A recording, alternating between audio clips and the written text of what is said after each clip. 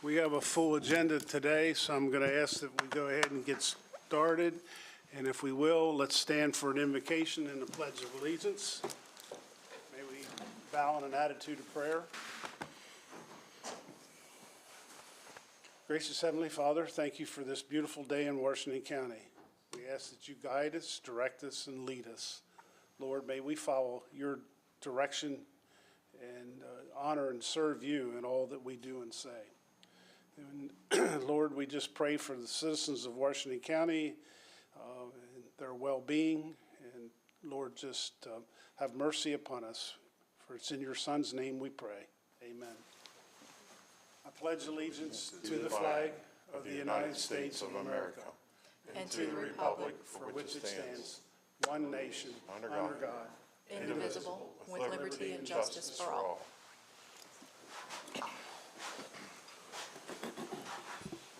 Thank you. And first up is approval of the minutes of March 3rd. Motion to approve minutes March 5th, 2024. I'm sorry, yep. Bye. Second. Okay, we have a motion and a second. All in favor by saying aye. Aye. Opposed, same sign. Thank you. Commissioners' reports and comments. Mr. Harvey, would you like to go first this morning? Yeah, I think I'm going to start off with just some comments about our budget process in the school system here. And I understand that there's some frustration about this school budget system and the county commissioner's role. And I remember last year the employees in the school system thought that they had an agreement with the school system to give them a certain pay raise, and when the school system didn't get the money that they hoped to get in their request to the county commissioners, the superintendent and the majority of the school board decided then that they would fund everything else but the pay raises. That's the way I look at it. And they then tried to shift the blame for that to the county commissioners, because the differential between what the teachers and the other employees were expecting came out to be almost exactly what the gap was after the superintendent and the majority school board made their decisions. And the point of fact is, the county commissioners don't have agency over how the allocation of the dollars, how the dollars are spent in the school system. Now, look at this year, the school system budget is probably about $359 million. And the county's budget, not counting schools, is about $200 million. So one of the things I've heard here is, we've started this budget process is, please fully fund the school system. And I just have to ask, what does fully fund mean? I've been responsible for a $400 million operating budget where I had to submit my justification every year. But I understood that there were certain parameters that, I had wish lists, I had things I really, really needed that were justified, but I couldn't ask for them because I understood there was a top line of what was feasible. I worked with the budget process for 16 intelligence agencies, over $50 billion in allocations. All those departments were always unhappy because they had things that they wanted, they said they needed or desired, but they couldn't get. That's the way the process works. So is it fully funding a wish list of the superintendent that's rubber stamped by the majority of the school board? Have they done their due diligence to make sure that they're managing the budget in a way that is absolutely responsible and prioritizing? The reason I ask those questions is sometimes I've thought that it's more of a political document to put pressure on the commissioners than it is an actual needs document. I could very well be wrong on that. But when I went through the fiscal year 25 budget over the last week that Superintendent Savine put forward here last month. And I've been thinking about the budget process, and I think my takeaway was that the school system leadership deflected and abdicated its responsibility by trying to place all the blame on the commissioners, but also they haven't placed any of the blame on the state and the Kerwin mandates. The Kerwin mandates that are having a drastic effect on how the school systems are being managed and how resources are being allocated. You know, the commissioners have no agency over the allocation of school budget decisions. The sole responsibility for that lies with the superintendent and the majority of the school board. And, you know, a conversation with the union chief for the school teachers here, you know, she makes a very good point that, you know, if the commissioners had the money, or if we would raise taxes, or if we would find cuts someplace else, or, you know, in maybe a non-feasible way, find a way to look at the projections and see if there's, you know, the projections are off and maybe there's a little money there, you might be able to increase funding. I'm not sure. I don't think there's support for a tax increase. I haven't heard anything from, you know, Mr. Bauer. I haven't heard anything from you. I haven't heard anything from Wayne. I haven't heard anybody say that they want cuts. The county's already cut for its internal allocation, requests, you know, probably $12 million. Is that right, Michelle?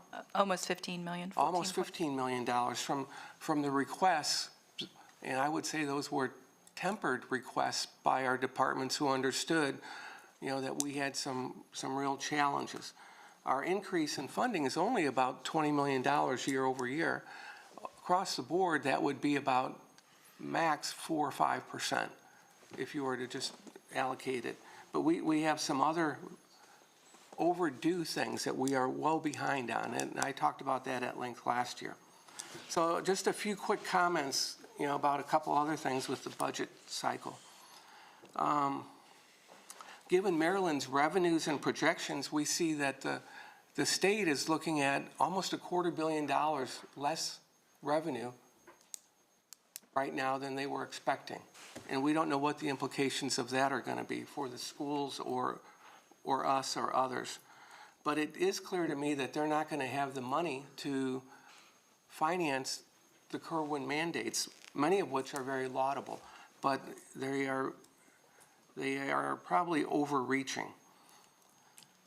And I expect those shifts in those costs are going to be pushed down on us probably going forward unless they take a appetite suppressant and shift how Kerwin is being forced down and overriding our local control and our local school board's decisions.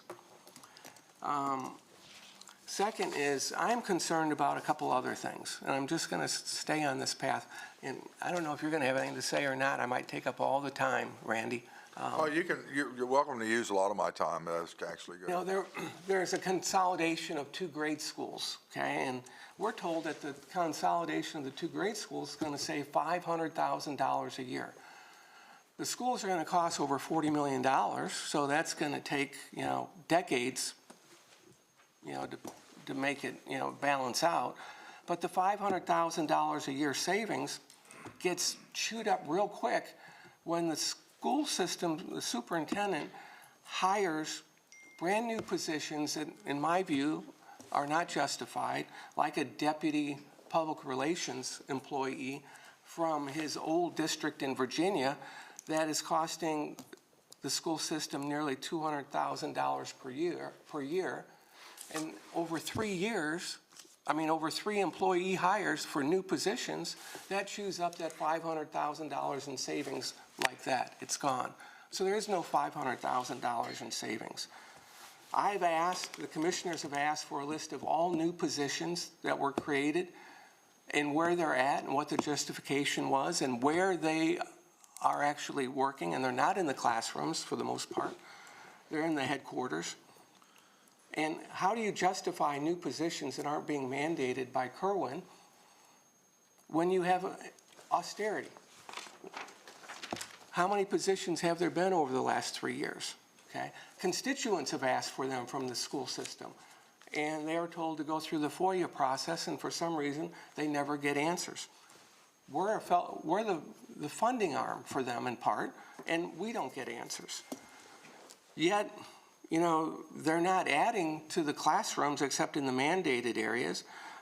The superintendent wants to cut the ABLE program for grades 1 to 6, probably wants to cut it for all grades, and the superintendent, you know, probably doesn't see the value of the ABLE program, which is learning at home online. And didn't we just see how valuable that was, having a system in place when we had COVID? He wants to cut the reading programs that have been very successful. So why are we hiring new and duplicitous positions for headquarters and not in the classroom? Why are we hiring a contractor for $110,000 to do 3 months of work,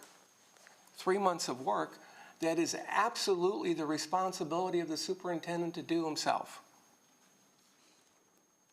I don't understand that. You know, the school board and the superintendent have had plenty of meetings with all of us up here, and they understood what the high point might be from conversations with President John Barr, conversations with me, county administrator, everyone here.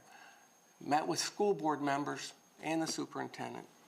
Yet they come in with a request that is much higher than even the top line that we were looking at as even a possibility. That seems to me to be an attempt at blame shifting and an abdication of the role of the majority of the school board. It doesn't please me to say this, to make any of these points, because the first thing I told the superintendent when I met him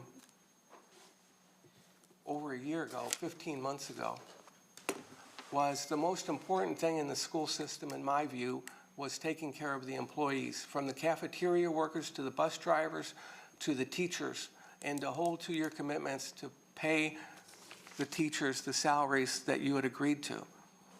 But that wasn't done, and that was a major disappointment to me. And some of the other things I've already listed here are disappointments.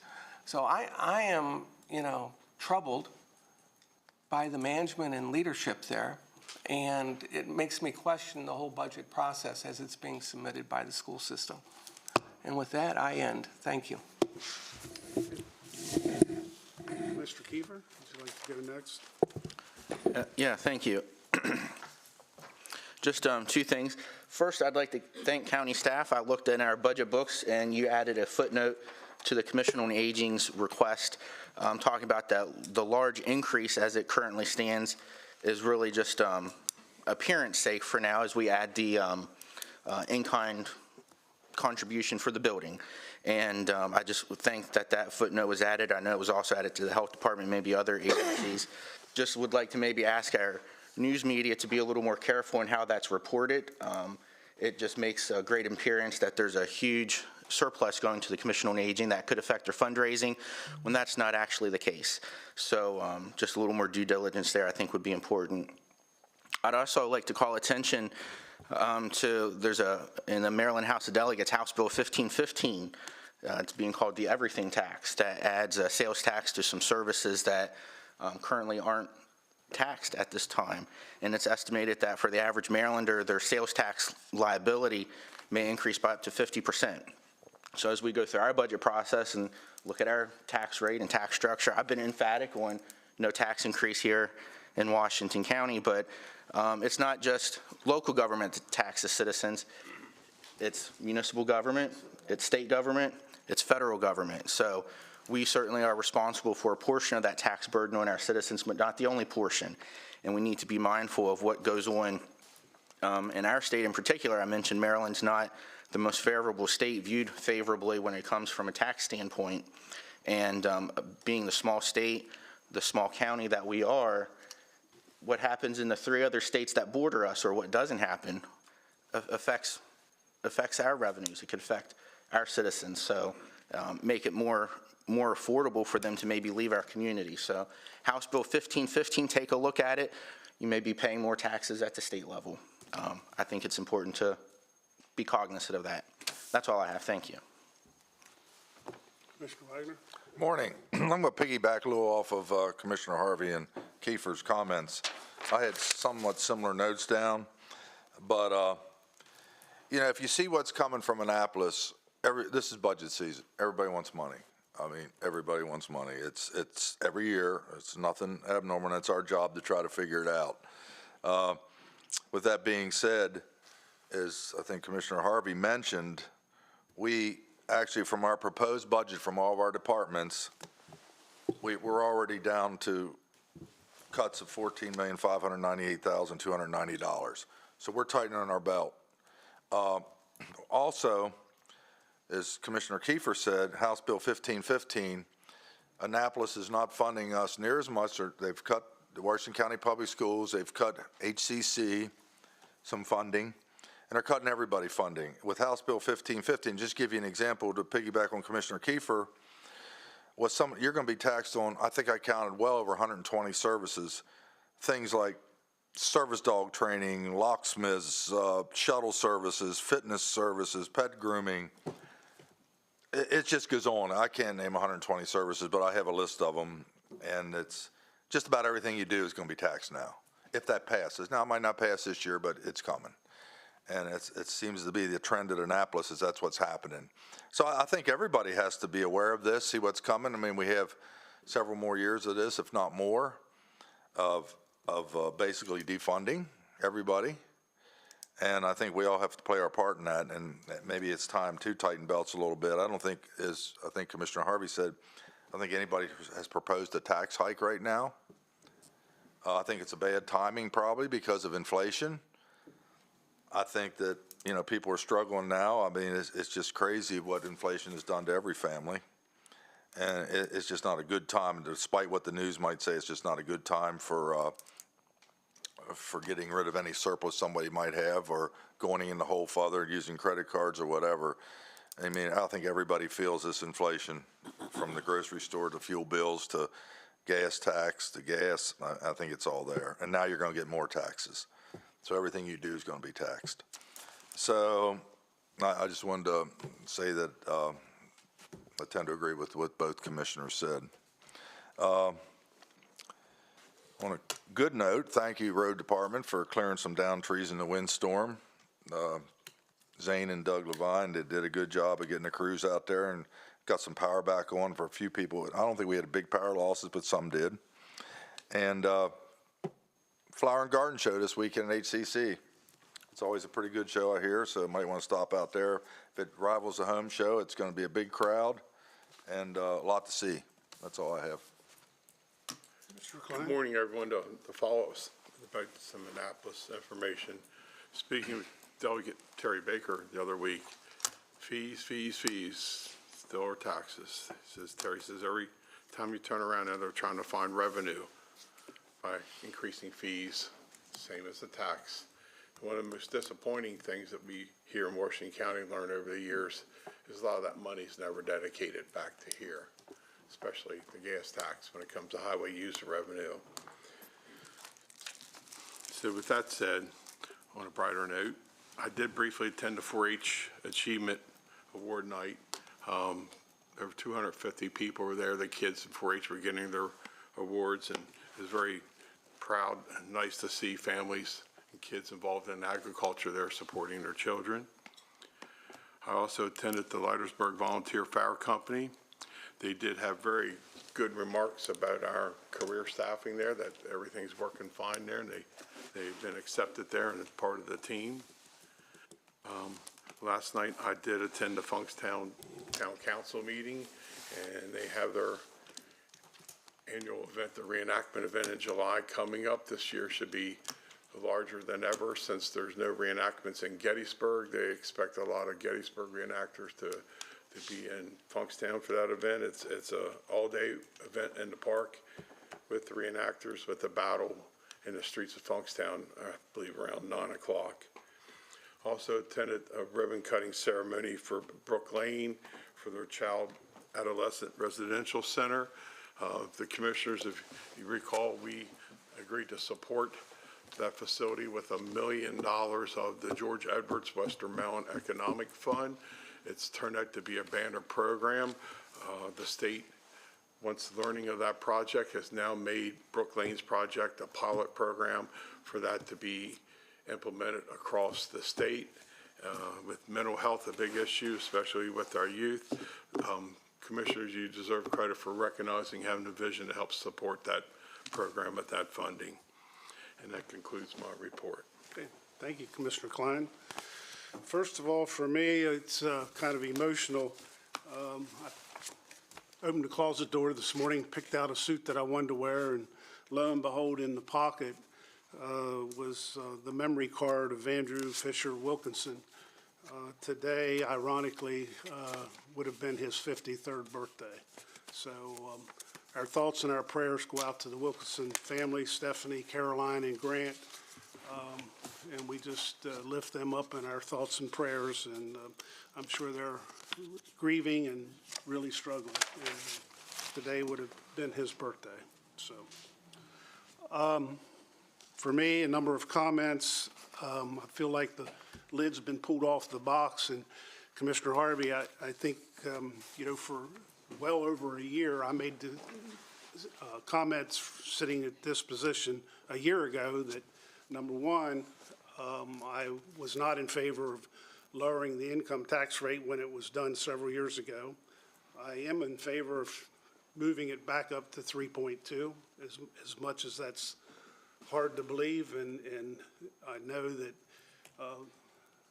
moving forward, there's many services that this county, there isn't a week goes by that I'm not chewed up pretty heavily. Just had one the other day. Gentleman was very upset that his road was tarred and chipped in lieu of blacktop like some of his other friends. The needs of our schools, and I'll make it very clear personally, I've never been a fan of the term of maintenance of effort. When you add in inflation, you add in the school's needs, I think it's counterintuitive to continue year after year, either no percent or 1% increase.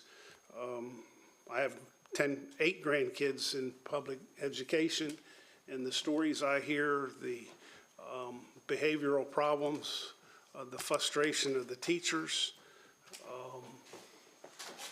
I do feel for both the school elected body and the administrative staff.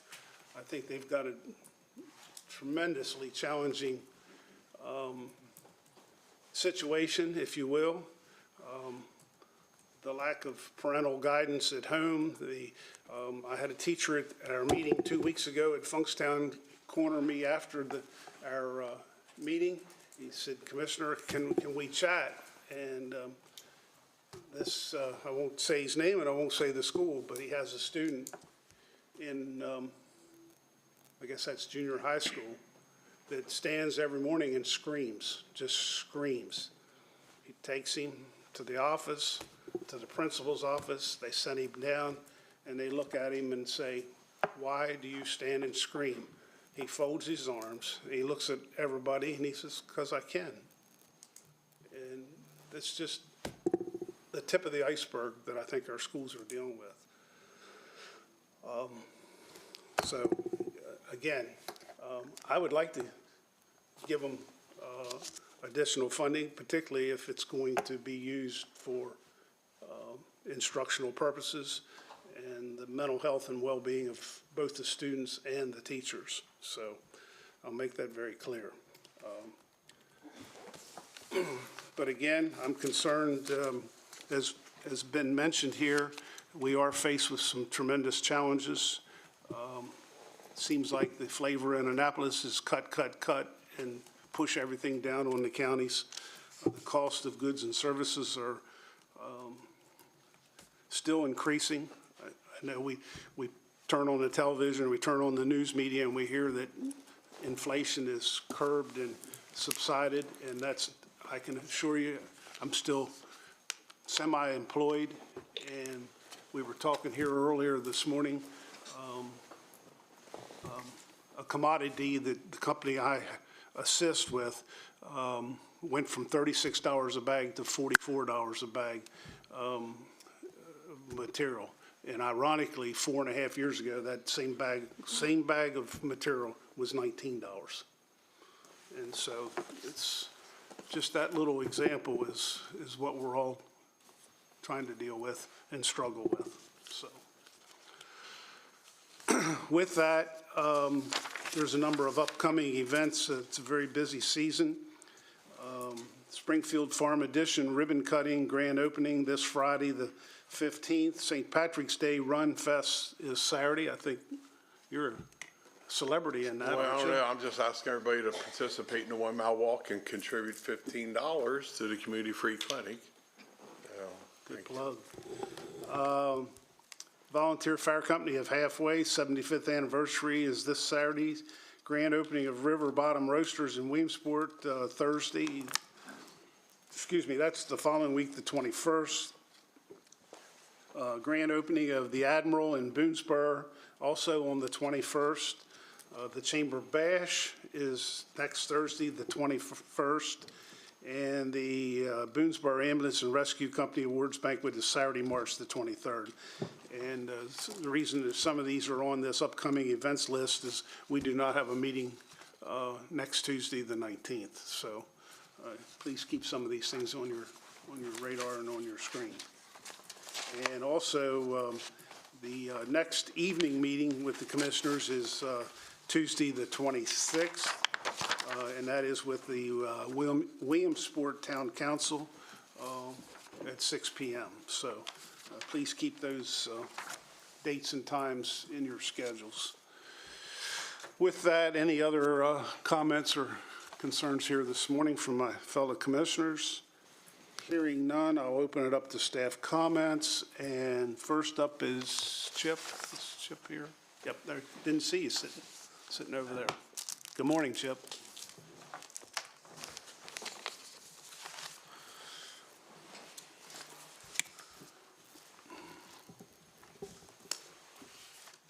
Morning, Commissioners. I know you have a full agenda, so I'll go quick. I think I have 3 easy ones for you today. First up, the staff is seeking approval to promote Zachary Robinson and Luke Giancola to firefighter paramedics, which is a grade 5, step 1, at an hourly rate of $22.86 an hour, effective February the 3rd of 2024. Both completed their advanced life support program just prior to the holidays, and they've been responding to calls as paramedics since their graduation from the Fire Academy on February the 3rd, which is the reason for the retro request for the backdate day. Motion to approve. Second.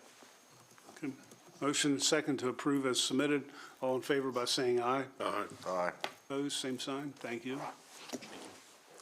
Next item is the Sheriff's Administrative Assistant is set to retire on June the 30th of 2024.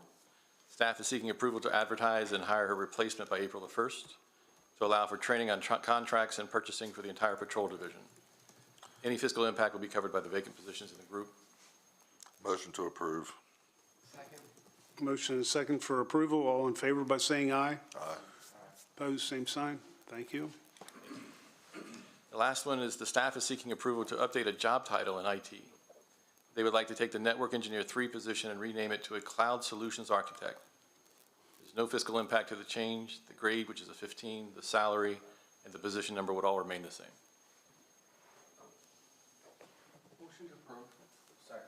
Motion and second for approval. All in favor by saying aye. Aye.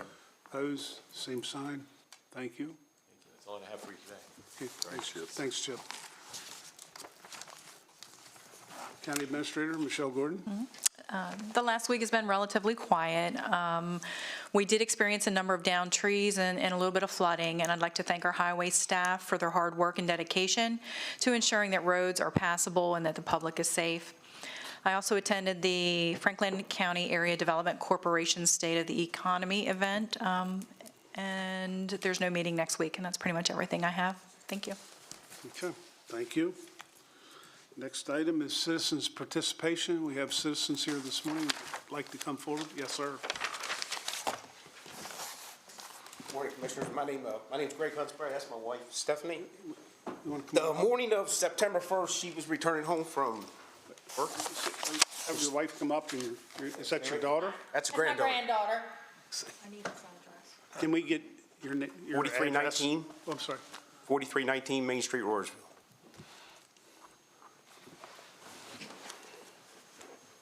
You ready?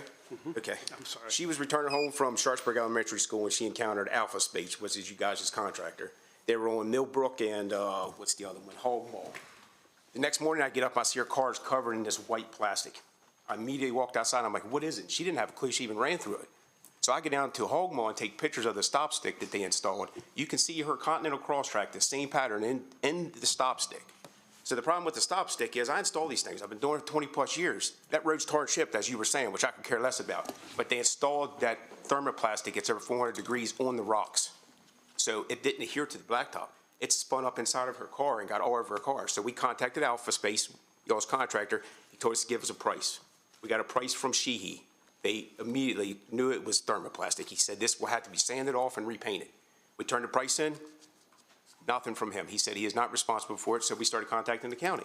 So I started contacting Blair, y'all's engineer.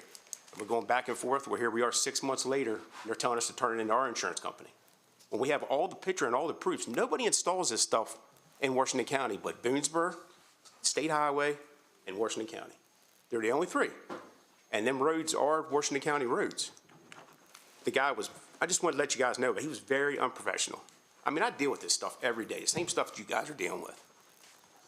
And they didn't have any flaggers, nothing. If there had been flaggers up and she'd have drove around the flaggers and ran through that thermoplastic, 100% her fault. There's no flaggers up. They're just installing this stuff and just going.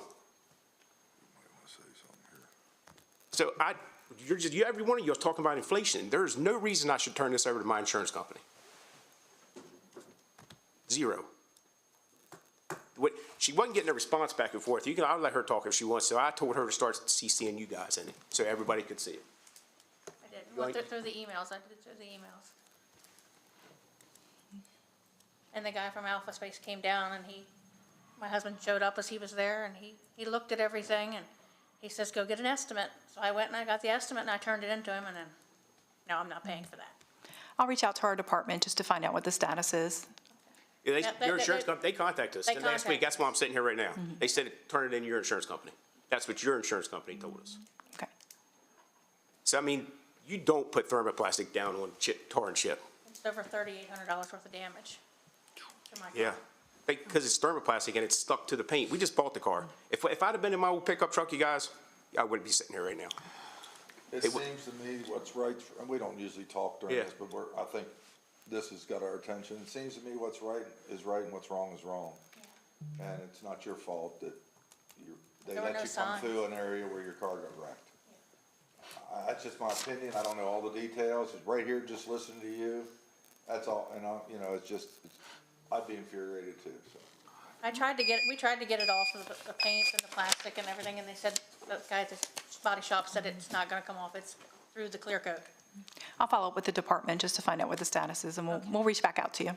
Michelle, sometimes insurance companies say to contact your insurance company, the insurance company will then contact our insurance company. The insurance companies sometimes will find it out, but I'll reach out to the department. All right, thank you, guys. Thank you for your time. Thank you. Yes, sir.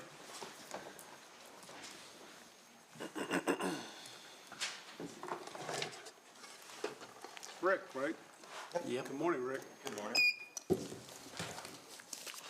Hello, Commissioners. I think most of y'all know me. It's Rick Bibby, Leitersburg resident and since '96, been in Washington County since '91. I'm involved in the community, a lot of fundraisers and things through my role as an agent with Modern Woodman and as owner of my own event company called Interludes with Impact. And, of course, I support Article 5, send everybody out emails every month asking them to come here about Article 5. But today I'm here specifically to ask permission to set up my Interludes with Impact mobile stage at the election board property on Virginia Avenue during one day of the early voting. I like to use my stage as a tool for just visibility about the elections and everybody participating in the cycle, and allow any and every candidate who wants to speak, maybe up to 10 to 15 minutes, whatever it be. I've spoken to Barry about it a couple times, and he's checked on the rules and said that there's no rules about amplified sound outside the electioneering zone. That isn't an issue. And he also checked and found out any candidates that would be on the stage would have to report that as as like an in-kind donation. They'd have to report that portion of the time they speak in terms of what my cost would be. So I'm fully fine with cooperating with all that. The reason I'm here with you is he said as well, he says that it's possible we could do it. It doesn't seem to be impractical to do it.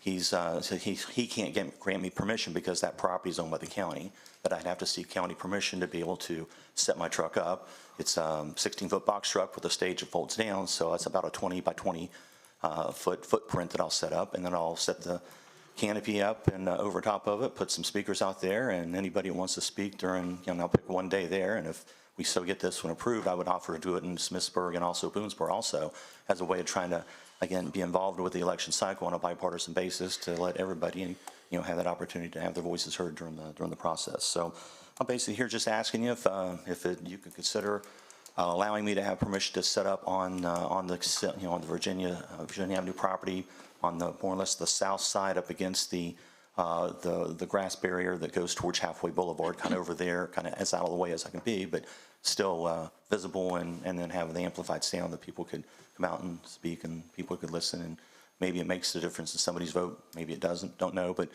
it's a process I have that I can help with, and I'd like to offer up my time and efforts and assistance to be able to do such. Okay, that's it. We want to take this under advisement, and we'll discuss it and get back to you, Rick. Yeah, and Barry's the one that was, telling me we need the permission, so obviously he would need to be informed of such if it's an okay thing to do. And if I can help, I'd love to be able to, take the tools and equipment and the time I have and donate to said cause. Okay? Thank you for your time today. I appreciate you. For me, I think I would like to have a conversation with Barry. I'll talk to Gary, or Barry, I mean, not Gary. Yep. Please. Yep, just let me know. Thank you. Rick.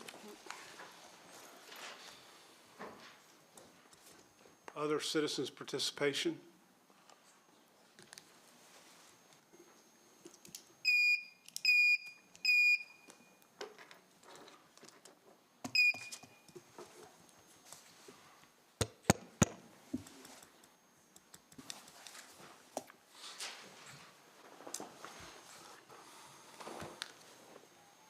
May I stand, please? Yes, please. Good morning, Good morning, Paul. everyone. Good morning, Paulie. How you all doing today? Good. A lot of things on your agenda. I'm speaking here on behalf of the Commission on Aging Gala program that we're going to have for the county on April 20th. The reason why I thought I'd speak up this morning so that we can make sure that you all have it on your calendar. I know that we're sending out an invitation to the county commissioners and certain staff, and we want to be sure that hopefully you will be able to put that on your calendar to attend our gala. This is our second gala. Our first one was prior to the pandemic. Pandemic destroyed activities for seniors, as we all know. We won't get into all that detail stuff for a couple years. And we're back with one of our two major functions that we try to raise money for our senior programs, that we can continue to serve the many seniors in our county, especially those that are on our wait list. And you all have discussed that many times here in this meeting. So as part of the board of directors for the Commission on Aging, I want to be sure to welcome you all to come to the gala that is going to be on April the 20th, St. James School area. Going to be Lou Scally is going to be our MC. We have a wonderful guest speaker and some great music, and the food at St. James, if you haven't been there in a while, that they produce is very good. So please try to clear your calendar and support the seniors here in Washington County. Thank you very much. Thanks, Paul.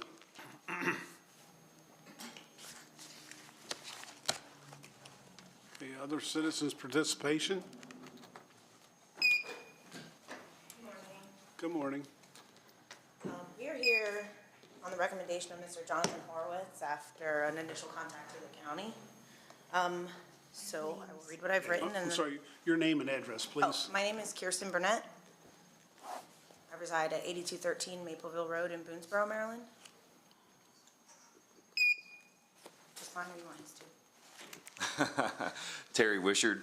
I live at 11014 Lincoln Avenue here in Hagerstown. Okay, so ladies and gentlemen of the Board of County Commissioners, my name is Kirsten Burnett, this is Terry Wishard, and we stand before you representing Mars Junior Roller Derby, a 501c3 nonprofit organization that has become a cornerstone of growth, support, and community for over 50 young athletes from Washington County and its surroundings. At the heart of our program is an unwavering commitment to inclusivity and personal development. Coached by a world-class athlete, a Team USA gold medalist, our organization prides itself on being entirely volunteer-run. Our coaches and officials dedicate countless hours to foster a nurturing environment where youth can excel in a sport that celebrates their individuality and strength. Our program proudly serves as a haven for youth. However, today we find ourselves at a crossroads, facing the potential loss of our practice space, a situation that threatens the very existence of this invaluable community asset. I want to share with you just not facts and figures, but some stories that exemplify the soul of our program and highlight the critical need for your support. Madeline Osterfield of Richmond, Virginia, a dedicated skater who's grown up in this sport, voices the urgency. This team has given so many kids who are unique and aspire to be more than just an average football player the best opportunities they can get in Maryland. For Madeline and skaters who travel hours for the love of the sport, Mars is the closest place to play competitive roller derby, a discipline that has shaped their lives profoundly. Her mom, Emily Osterfield, whose daughter's passion for roller derby led their family to Mars, speaks of commitment, not just from her daughter who travels 3 hours each way for practice, but from every family that rallies behind their athlete, knowing the unparalleled value we provide. Wyatt Wagner, 15, shares with us how roller derby's transformed his life. Before derby, he felt lonely, struggled to make friends, and never fit in traditional school sports. Joining Mars gave him a sense of belonging, friends, and family. The sport, he says, saved his life. And his sister, Trinity Wagner, who speaks the sense of community and acceptance she's found within Mars. For her, derby's not just a sport, it's a second family that uplifts her spirits during a challenging time. The prospect of not having a place to skate with her team is unthinkable. Brooke Bailey began her journey with Mars at age 7, and she says the support and encouragement of her coaches and teammates fueled her ambition. Beyond the medals and accolades, roller derby has brought immeasurable joy and fulfilled her life. Brooke's journey from novice to formidable athlete and a Team USA representative epitomizes the transformative power of our program. We should also consider the economic benefit of our program. In 2024, Beast Coast Brawl brought over 200 athletes and their families to Winchester, Virginia, because we did not have a space to do it here, with local business feeling the positive impact. We have ambition, capability, and the vision to bring such economic vibrancy to Hagerstown. Imagine the potential for our county if we can host events right here. We have the ambition to make this a reality, to transform our hub into a region for regional national competitions like the championships or even the International Junior Roller Derby World Cup. This is not just about sports, it's about economic development, tourism, and showcasing our community to the world. I have not much time left, so I'll skip to the bottom here. Our ask today is simply at Vital, help us locate a practice space for Mars to continue to be a pillar of opportunity and growth. Our program is a sanctuary where lifelong friendships are forged and where world-class athletes are trained and where community ties are strengthened.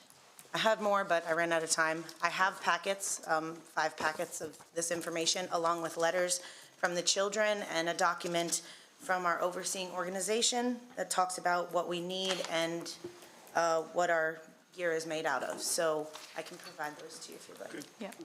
We can make sure that all the commissioners get a copy. Should I just bring them up? Yep.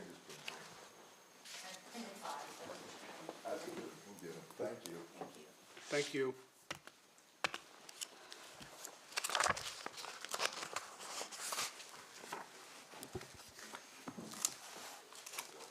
Thank you.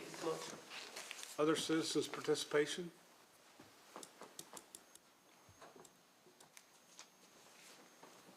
Last call. Okay. With that, we'll move into the FY25 solid waste budget. Good morning, Dave.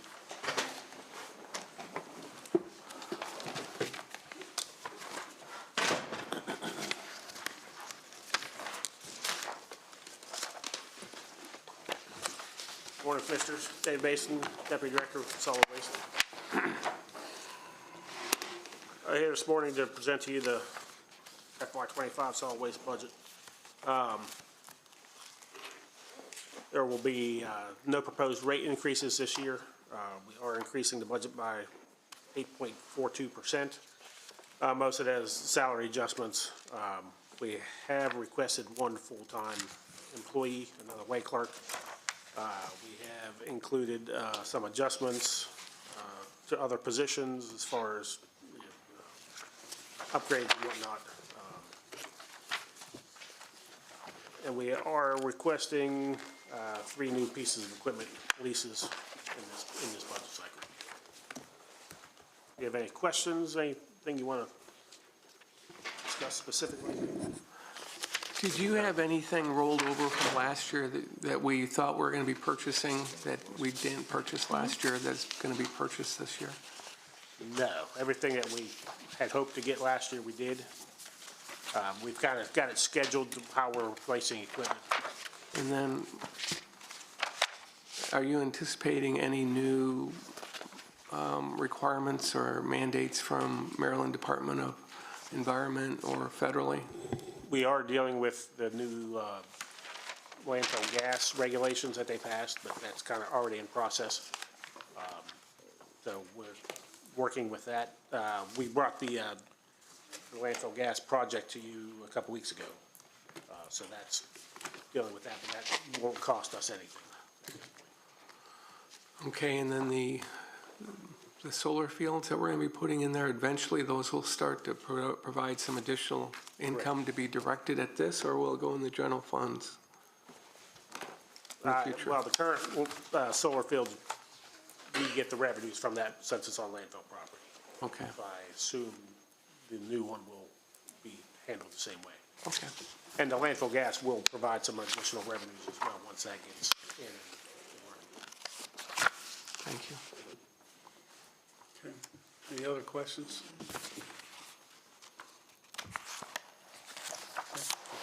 Thank you, Dave. Thank you. Next item, discussion is FY '25 water quality budget. Mark Bradshaw. Good morning, Mark.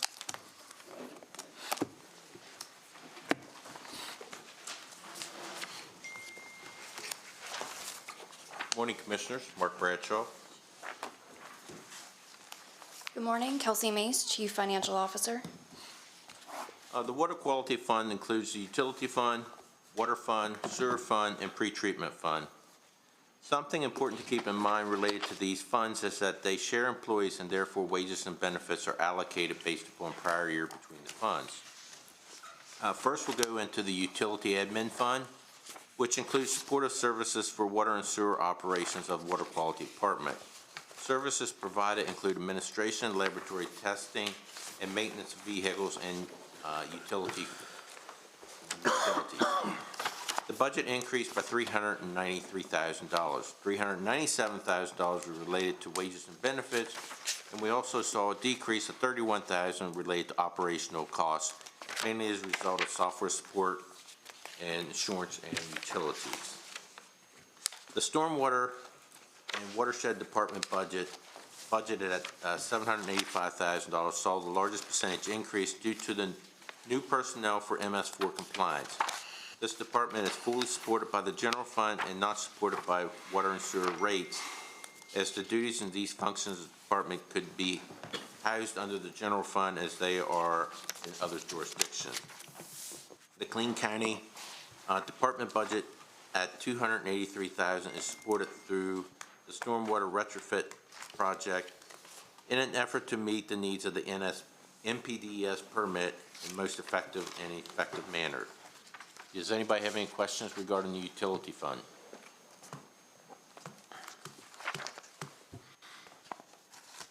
Okay, we'll move into the water fund. The water fund decreased by $132,000. $34,000 related to wages and benefits, and $217,000 related to operational saving costs. Capital outlay increased by $51,000, which includes the replacement of existing meter reading equipment. The water fund continues to face an operational shortage and require a general fund subsidy of $176,480. This shortfall also includes an assumption of a rate increase of 5.6%. If no rate increase is approved, the general fund subsidy will have to be higher. Are there any questions? The rate increase will generate an additional $47,900 at 5.6%. Does anybody have any questions regarding the water fund?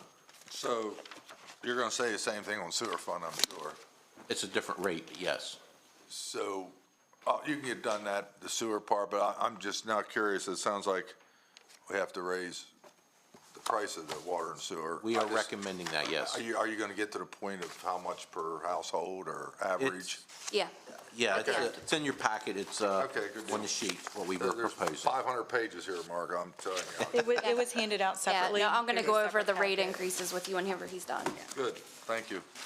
The sewer fund increased by $765,000, mainly due to increases in wages and benefits. Of the $347,000, benefits of $347,000, an increase in operational expenses are $413,000.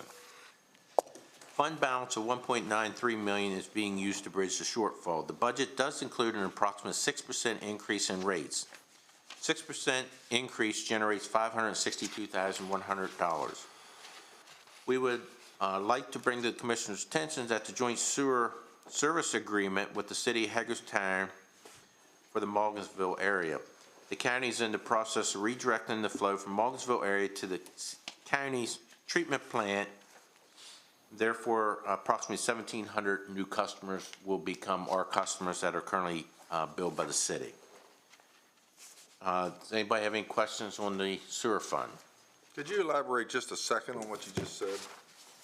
About the transfer? Yeah. We are building a connection that the board approved several years ago. It's currently under construction. We are going to take the Morgansville area and everything north of Showwater Road out to Pennsylvania Avenue to the Conococheague treatment plant, which now currently goes to the city's treatment plant. Gotcha. So we're going to redirect it, and it's approximately 1,700 customers in that area.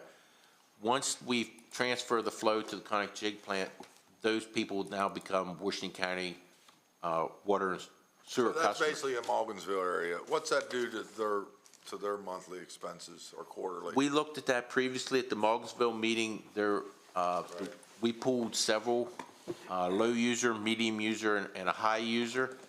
I think it ranged from $50 decrease per quarter up to $100 for the high users. So they're going to save a little bit of money by us taking over that? yes. Okay. And then we also add 1,700 customers to our base, which expands our base. So anytime we have operational expenses, now it's over a greater number of customers, which lessens the impact. All right, thank you, Mark. Mark, do we flip a switch and they all come on at once, or is it a gradual It's process? probably going to happen over like a 2 or 3 month period because there's different phases to this project. The first chunk that will be brought over will be what goes to the Morgan's Meadows pump station. Once that one's done, then the next phase will be the Morgansville pump station. And then the last section will be what we call the Farm Lane pump station, which is a pump station. It's off of Virginia Avenue across from Showwater Road. There's a lane goes back in there to a farm. We have a pump station down on that lane. That will be the last phase to be transferred over to the county. Okay. I was asked a question about this by a citizen just yesterday, so that's very timely. When you have a more concrete idea of that timeline, could you maybe share that with the commissioners in an email or something that we can share with residents? That won't be a problem. We can definitely do that. Thank you. The contract completion date is September of this year, so we're hoping to have everything wrapping up by then. So we will probably start transferring the flow like August timeframe, but once I get it tied down better, I'll give you a hard date at that time. Okay, thanks. Any other questions? So as Mark mentioned, we are proposing rate increases for both water and sewer. So prior to the meeting, I gave packets out at your desk. It has the printout from the water model and the sewer model and the proposed rate increases that we're bringing forward today. So talking about FY '25 for sewer, we're proposing a 6% increase. This would equate to, for the average customer using 12,000 gallons per quarter, an increase of $10.97 per quarter. For water, we are proposing a 5.6% increase, and for the average customer using 12,000 gallons, that would also be an additional $10 per quarter. Additionally, new this year, we would like to propose setting rates for the next 3 years. Having rates set for multiple years will provide clear direction for the budget, as well as letting ratepayers know what to expect in the upcoming years.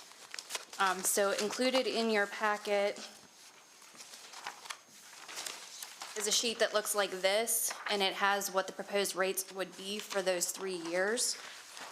For sewer, we would propose, after this 6% increase in '25, a 3.5% increase for each '26 and '27. A 3.5% increase in '26 would be an additional $6.80 for the average customer, and $7.03 in '27. For water, the proposal is for 5% increases in '26 and '27, which would equate to about a $10 increase per quarter for each of those years.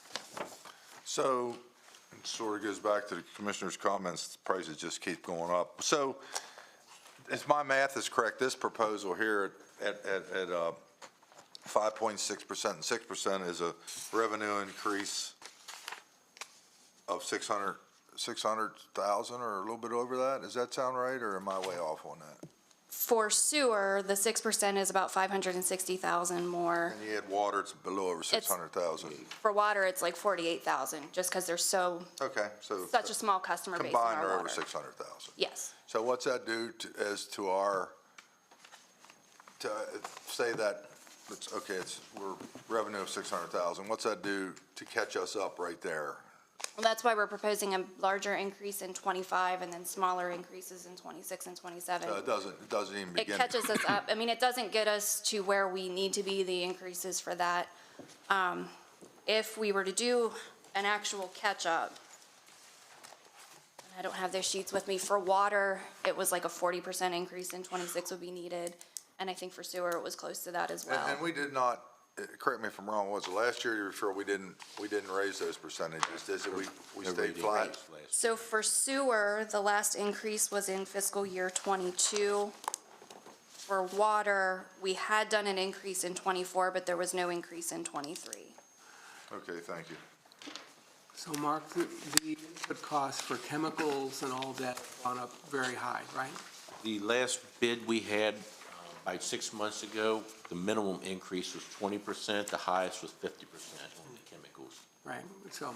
And equipment costs are also, we're seeing around 25% increase from a year and a half ago for like a pump, if I have to replace a pump. So our equipment costs are also grown exponentially too. Okay, and then maybe I didn't hear this part, but I know what the increases were, but the cost for the family, an average family, 12,000 gallons for a quarter, their dollar amount paid per quarter would be what, on average? For sewer, it is $10.97. That's the increase. That's the increase. What's the actual cost? The actual cost, if you were using 12,000 gallons, would be $192.68. The current rate is $181.71, and that's for sewer. For water, the current FY '24 rate at 12,000 gallons is $190, and the increase of $10.61 would bring that to $200.62. Okay, thank you. And that's per quarter.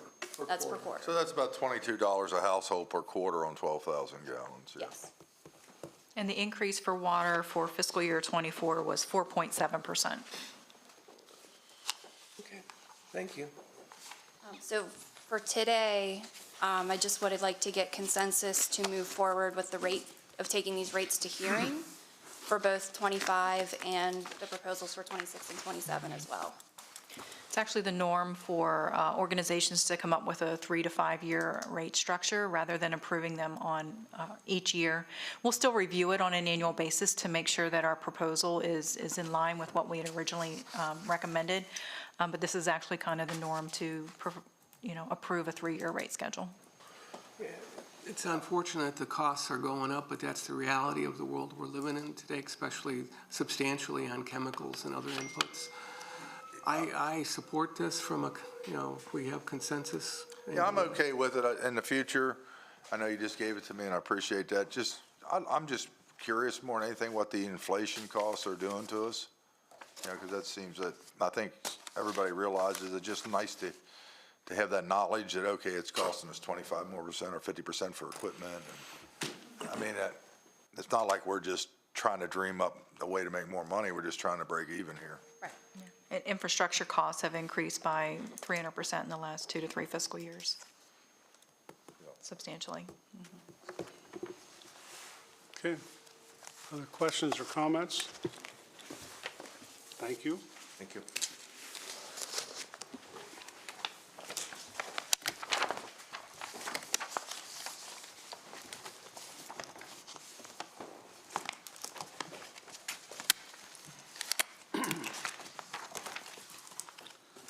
Next item is contract award, PUR 1450, task order 18, Northwest Quadrant Utility Expansion. Morning, Andrew. Good morning, Commissioners. Andrew Eshelman, Director of Public Works, here before you seeking a motion to award the design, bidding, and construction phase services for the Northwest Quadrant Utility Expansion to Airport Design Consultants Incorporated, ADCI, who submitted a lump sum design fee in the amount of $81,878, any costs plus not to exceed construction phase service fee of $42,702. If you recall, I was here before you a few months ago regarding acceptance of a $755,000 Maryland Department of Commerce grant for the expansion of utilities along Air Park Road, as well as a digital Air Park sign at the end of the road that would be visible to vehicles traveling I-81. So the portion of the work that I'm here before you for is ADCI to do the field survey, utility design, permitting, bidding, and construction administrative services for the utility extension portion of the grant. ADCI is the airport's on-call design service vendor performing work under the PR 1450 contract. I could go a little bit further into the details, but essentially that's it. The money's in the bank from the state, and this would be for the design portion of that utility expansion work. You mentioned here at the very end, water service will be extended along Airport Road. Is that hoops we have to jump through? Is that already a done deal? Is that covered in that money, or? So currently, there's water service that kind of crisscrosses the eastern part of Air Park Road, ends at a fire hydrant near where Phoenix Color is. So we'd like to get it to the other side of the road so it would be easier hookup, not have to require a road crossing. So that's the water line portion that we'd like to do. Does that answer your question? Sort of, but do we have to get permission from? Oh, the city of Hagerstown is the water authority provider. So at this point, we're more or less sizing things based upon potential development and size. So we don't necessarily have, it's X size hangar with this usage. So we wouldn't put in a smaller water size. Right. All right. Motion to approve. Okay, we have a motion, we have a second. Second. Okay, motion is second to approve as submitted. All in favor by saying aye. Aye. Opposed, same sign. Thank you, Andrew. Next is intergovernmental cooperative purchase 24-0142, one new/used 2024 F-550 chassis, cab truck, and crane body. Rick Curry, good morning. Good morning, Rick Curry, Director of Purchasing. Dave Mason, Deputy Director of Solid Waste. Subject before you is intergovernmental cooperative purchase, INTG 24-0142 for one new 2024 F-550 Ford chassis and cab truck with a Napheed crane body. Recommended motion by resolution is for solid waste to purchase one truck in the amount of $179,330.54 from 72 Hour LLC, doing business as National Auto Group Fleet of Watsonville, California, and to utilize another jurisdiction's contract number 091521-NAF that was awarded by Sourcewell. Truck that's being replaced does meet the county's criteria for replacement. And the Code of Public Law does allow for the board to participate in procurement of goods and services that was awarded by another jurisdiction. And there is a cost savings by not doing so.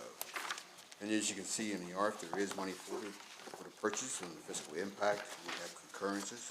And we have the bid tab associated for the purchase of the truck. Are there any questions? Motion to approve. I second. Okay, motion and second to approve as submitted. All in favor by saying aye. Aye. Opposed, same sign. Thank you. Thank you. Next item is intergovernmental cooperative purchase 20-0030, uniform rental services for various county departments. Good morning, Brandy Nagelbauer in the Purchasing Department.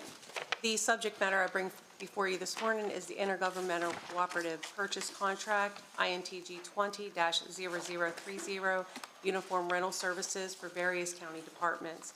Move to authorize a price increase of 3.2% as presented per the terms and conditions as part of the utilization of the contract, which was awarded by Omnia Partners via Prince William County Public Schools contract. This was awarded to Cintas out of Cincinnati, Ohio. If accepted, Cintas has agreed to hold off on this increase until July 1st, which is the beginning of our fiscal year.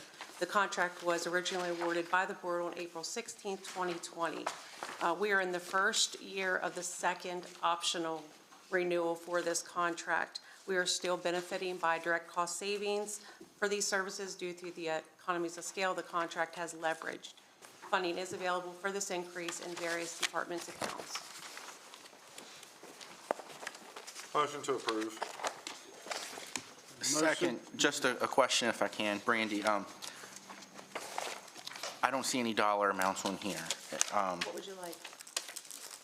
What's the total cost? What was budgeted for this? I can tell It you looks what- like there's an increase. I could tell you what was spent the last couple years, and it does vary for departments. They do have. Maybe go back spent- 2 years. Okay, in FY '22, we spent $65,887. I'm sorry, it was FY '23. In FY '24, we spent $70,197. Okay. And so far, this budget year, we spent $47,000. So we'll probably hit about 60 again. And I have looked into other avenues for this contract, and we are still getting the best savings for these services. And we've bid it out before in the past, you know, as a county contract. We didn't nearly save the money we do on this intergovernmental. Okay. Thank you.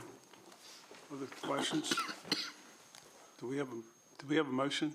Yeah, A second? we had a Okay, second. ready to vote? Yeah. All in favor by saying aye. Aye. Aye. Opposed, same sign. 5-0. Okay. Office of Problem Solving Courts, discretionary grant application submittal.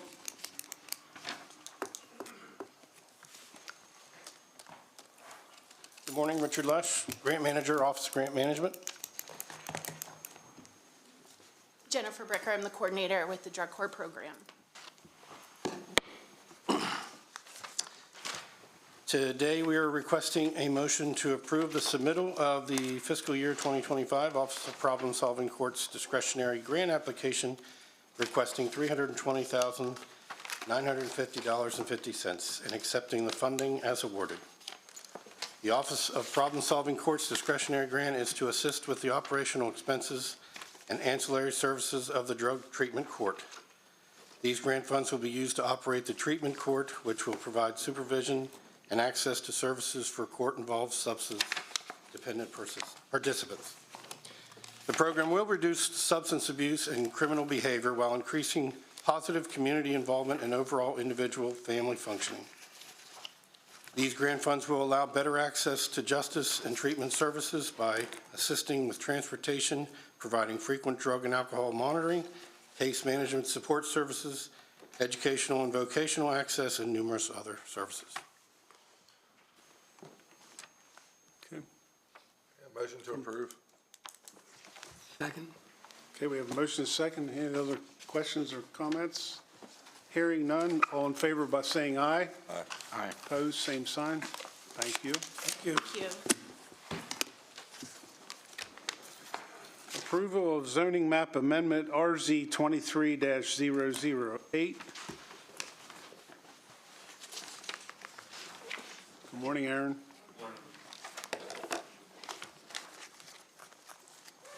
Good morning, Commissioners. At the meeting on February 13th, during open session, the applicant Williamsport Storage Bins Incorporated sought a change in zoning from highway interchange to residential transition. The properties are located at 429 and 431 South Artisan Street in Williamsport, Maryland. Following the public hearing, the Commissioners reached a consensus to approve the requested rezoning. The proposed decision with the necessary findings of fact has been prepared by the county's attorney's office as well as the ordinance, and the county attorney's office recommends adoption of both. Accordingly, I'm here to request a motion to seek approval of applicant's rezoning request in matter RZ 23008 from highway interchange to residential transition. Motion to approve. Second. Okay, motion is second. All in favor by saying aye. Aye. Opposed, same sign. 5-0. Thank you. Budget adjustment for unbudgeted costs. Michelle Gordon. I'd like to get permission or approval to establish a budget in fiscal year '24 for the recently approved contract with Innovative Consulting Services for IT consulting services. The estimated cost in fiscal year '24 is $30,600. Proposing to offset that with increases to interest income that were unexpected in fiscal year '24. Motion. Motion to approve. I second. We have a motion is second. Any questions or concerns? All in favor by saying aye. Aye. Opposed, same sign. Thank you. Just motion to go in closed session. A second. Second. All in favor by saying aye. Aye. Aye. Opposed, same sign. Thank you very much. We now go into, we'll take a quick recess and then come back into closed session.